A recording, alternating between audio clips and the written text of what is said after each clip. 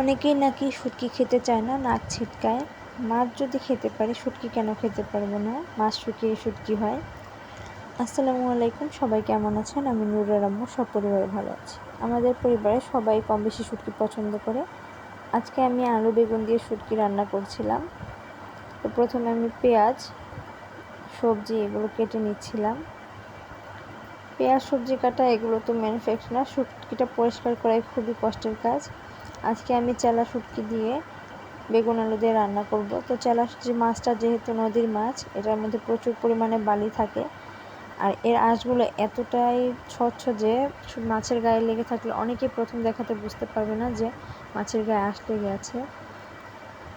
প্রথমে আমি মাছের আঁশগুলো পরিষ্কার করে এরপর মাছের মাথাগুলো ফেলে দিব, কারণ আমি মাছের মাথাটা খেতে পারি না, একটু তিতে তিতে লাগে। অনেকে ফেলে না, আমি ফেলে দিব। তবে এই মাছটা ক্লিন করার ক্ষেত্রে সবচেয়ে গুরুত্বপূর্ণ বিষয় হচ্ছে এটার পেটে যে একটা ময়লা থাকে, মানে মাছের যে পেটের ভিতরে নাড়ি ভুঁড়িটা থাকে, এটা যেহেতু সামুদ্রিক মাছ, প্রচুর পরিমাণে বালি এটার পেটে থাকে। যদি ওই কালো নাড়ি ভুঁড়িটা থাকে, কোনো একটা মাছে থাকে, পুরো তরকারিটা বালি বালি হয়ে যায়। আমি প্রায় 1 ঘন্টা ভরে এই মাছগুলোকে ক্লিন করছি। এখানে তো দেখা যাচ্ছে কয়েক সেকেন্ডের মধ্যে ক্লিন করে ফেলছি, সব এডিটিংয়ের জাদু। তো মাছটাকে আমি খুব সুন্দর করে ক্লিন করে নিচ্ছিলাম।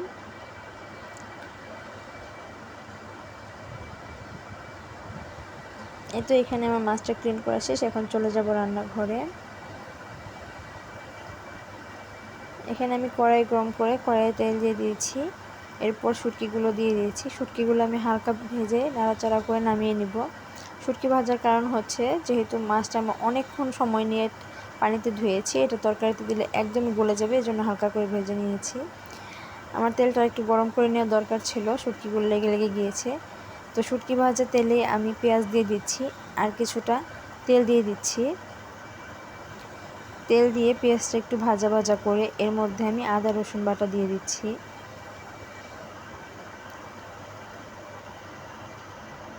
আমার আদা রসুনটা আসলে ডিপ ফ্রিজে ছিল, আদা রসুনটাকে আমি গলিয়ে খুব সুন্দর করে ভেজে নিব পেঁয়াজের সাথে। আদা রসুনটা ভাজা হয়ে গেছে, এখানে মশলা কষানোর জন্য অল্প একটু পানি দিয়ে দিলাম, যাতে করে মশলাটা পুড়ে না যায়। এখন একে একে দিয়ে দিব ধনিয়া, হলুদ, মরিচের গুঁড়া এবং জিরার গুঁড়া। আপনারা কেউ আবার আমার মশলা দেখে হাসাহাসি করবেন না।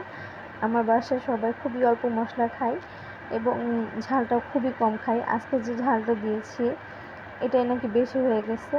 আসলে সবার টেস্ট বাড তো একরকম না, আর আমাদের বাসায় সবাই একটু ঝাল কমই খায়, এজন্য আমি অল্প মশলায় রান্না করি। যদিও আমার বাবার বাড়িতে আমি অনেক ঝাল খেতাম, অনেক মশলা খাবার খেতাম। শ্বশুর বাড়িতে এসে ভালোই হয়েছে, মশলা কম খেলে তো স্বাস্থ্যের জন্যও ভালো। তো আমি আমার ফ্যামিলি যেভাবে খেতে পছন্দ করে সেভাবে রান্না করি, কেউ কিন্তু কোনো বাজে কমেন্ট করবেন না। এখানে আমি বেগুন আলুগুলো দিয়ে দিচ্ছি। আলুটা আমি বেগুনের থেকে একটু চিকন করে কেটেছি, যাতে করে আলু সিদ্ধ হতে হতে বেগুনটা গলে না যায়। বেগুন আলুটা দিয়ে মশলার সাথে খুব সুন্দর করে মিশিয়ে নিচ্ছি।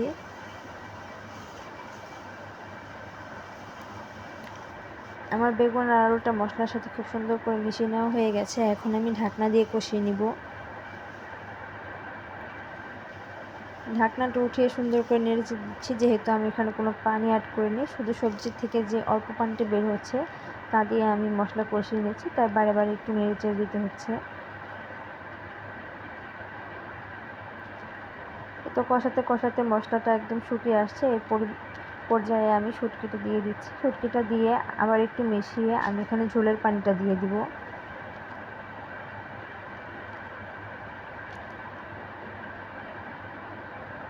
এখানে আমার খুব সুন্দর করে শুটকির সাথে সবজিগুলো মেশানো হয়ে গেছে, এখন আমি ঝোলের পানিটা দিয়ে দিব। যেহেতু শুটকি রান্না করছি আমি ঝোলটা খুব কমই রাখবো, কিন্তু সবজি দিয়ে রান্না করাতে আমি একদম ভুনা ভুনা করবো না, একটু মাখো মাখো রাখবো।